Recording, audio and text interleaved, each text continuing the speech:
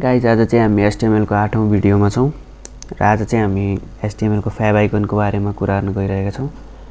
फेभाइकन चाहिँ के हो म पहिला तपाईहरुलाई देखाइन्छु हैन। म फर्स्टमा क्रोम ओपन गर्छु हैन र तपाईहरु देख्न सक्नुहुन्छ यहाँनिर गुगल को जुन यो माथि टपमा लोगो आछ यो चाहिँ हाम्रो फेभाइकन हो। जस्तै तपाईहरु युट्युब मा पनि देख्न सक्नुहुन्छ यहाँ माथिको जुन यो लोगो आइराछ यो हाम्रो चाहिँ फेभाइकन हो र अरु पनि सबै वेबसाइटहरुमा चाहिँ फेभाइकन आफ्नो आफ्नो राखेको हुन्छ जुन चाहिँ आफ्नो लोगो राखेको हुन्छ त्यो चाहिँ हाम्रो फेभाइकन हुन्छ।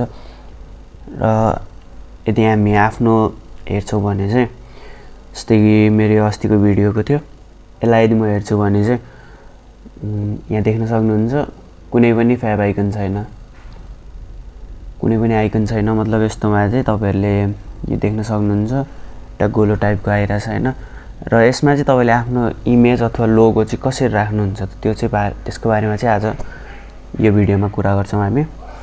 र फर्स्टमा चाहिँ यदि तपाईहरुले यो भन्दा अगाडिको भिडियोहरु चाहिँ हेर्नु भएको छैन भने चाहिँ अहिले नै गएर डिस्क्रिप्सनमा लिंक राखेको छ त्यो लिंक थ्रु चाहिँ तपाईहरुले हेर्न सक्नुहुन्छ।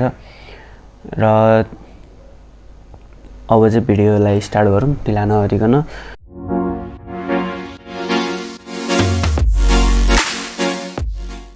फर्स्टमा चाहिँ हामी हाम्रो भिजुअल स्टुडियो कोडमै जान्छौं र यसमा चाहिँ फर्स्टमा म एउटा फाइल बनाउँछु आजको भिडियोको लागि चाहिँ html8.html र यसमा चाहिँ हामी फर्स्टमा html को बेसिक कोड जेनेरेट गर्छौं र त्यसपछि अब चाहिँ हामी हेर्छौं फेभाइकन कसरी राख्ने भनेर। यसमा हामी बडीमा त्यति केही ध्यान दिदैनौं किनकि हामीलाई चाहिएको भनेको आज फेभाइकन मात्र हो। त्यसको लागि चाहिँ म जस्ट यसमा एउटा कलर चाहिँ राखिदिन्छु हैन।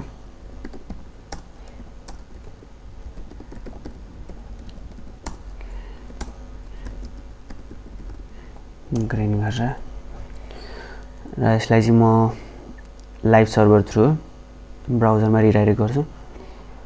देख्न सक्नुहुन्छ यहाँनिर आइसकेको छ र अब चाहिँ हामी यो ठाउँमा चाहिँ आफ्नो फेभाइकन राख्छौं र त्यो कसरी राख्छौं भन्दाखेरि चाहिँ म यही भएको इमेजलाई युज गर्छु। जस्तै यो इमेजलाई युज गर्छु र त्यो चाहिँ कसरी युज गर्छु भन्दाखेरि चाहिँ यहाँनिर तपाई देख्न सक्नुहुन्छ यहाँनिर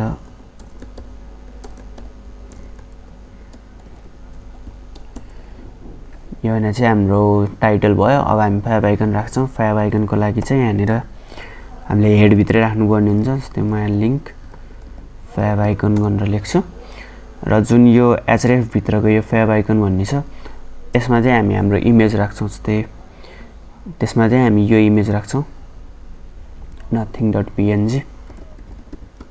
तपाई चाहिँ आफ्नो लोगो राख्न सक्नुहुन्छ अथवा जे पनि राख्न सक्नुहुन्छ। अब देख्न सक्नुभयो कि यहाँनिर इमेज आइसकेको छ यो हाम्रो फेभाइकन भयो। र अर्को चाहिँ के तरिका हुन्छ भने चाहिँ हामी एउटा वेबसाइटमा गएर त्यहाँबाट पनि फेभाइकन जेनेरेट गर्न सक्छौं। फर्स्टमा म लेख्दिन्छु फेभाइकन जेनेरेटर र यसको फर्स्ट लिंकमा तपाई जान सक्नुहुन्छ र त्यहाँ गएर चाहिँ आफ्नो जुन लोगो अथवा इमेज छ यहाँबाट सिलेक्ट गर्न सक्नुहुन्छ। जस्तै म सेकेन्डको इमेजलाई गर्दिन्छु र यसले चाहिँ एकदम रियल फेभाइकन चाहिँ तपाईहरुलाई जेनेरेट गरेर दिन्छ। र त्यो चाहिँ कसरी गर्छ भन्दाखेरि चाहिँ तपाईले देख्न सक्नुहुन्छ यहाँ तल लास्टमा आउनुस् र generate your favicon and html code गर्नुस्। त्यसपछि यसले आफ्नो फेभाइकन जेनेरेट गरिदिन्छ। हल्का टाइम लिन्छ र यसले जेनेरेट गरिदिन्छ। त्यसपछि फेभाइकनको प्याकेज हुन्छ त्यसलाई डाउनलोड गर्नु र त्यो डाउनलोड गरेको प्याकेजलाई चाहिँ यहाँबाट एक्सट्र्याक्ट गरिदिनुस् हैन।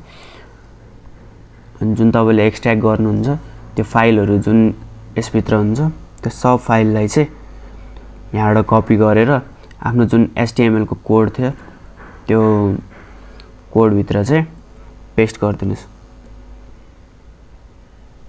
जुन html कोड को फोल्डर छ जुन मेन फोल्डर छ त्यो फोल्डर भित्र चाहिँ यो कुरालाई पेस्ट गर्नुपर्ने हुन्छ तपाईले।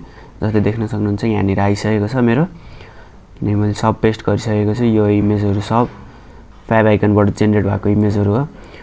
र त्यसपछि तपाईलाई चाहिन्छ यो लिंक मतलब यो html कोड जसलाई चाहिँ तपाईले अब यहाँनिर पेस्ट गर्नुपर्ने हुन्छ। अहिलेसम्म देख्न सक्नुहुन्छ यो हाम्रो पुरानो इमेज नै छ फेभाइकनमा यहाँनिर।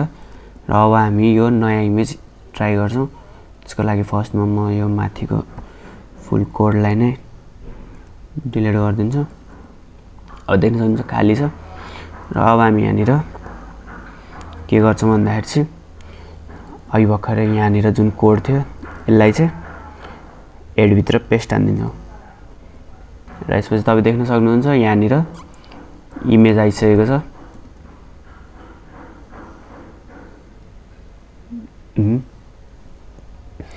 जुन इमेज चाहिँ तपाईँहरूले यहाँ देख्न सक्नुहुन्छ चेन्ज भइसक्यो इमेज जुन चाहिँ हामीले यहाँबाट जेनेरेट गरेको थियौँ। र यो कुरा चाहिँ के हुन्छ भन्दाखेरि चाहिँ तपाईँले डाइरेक्ट अघि नै मैले भने जस्तो वान लाइन अफ कोडमा पनि जेनेरेट गर्न सक्नुहुन्छ फेभाइकन।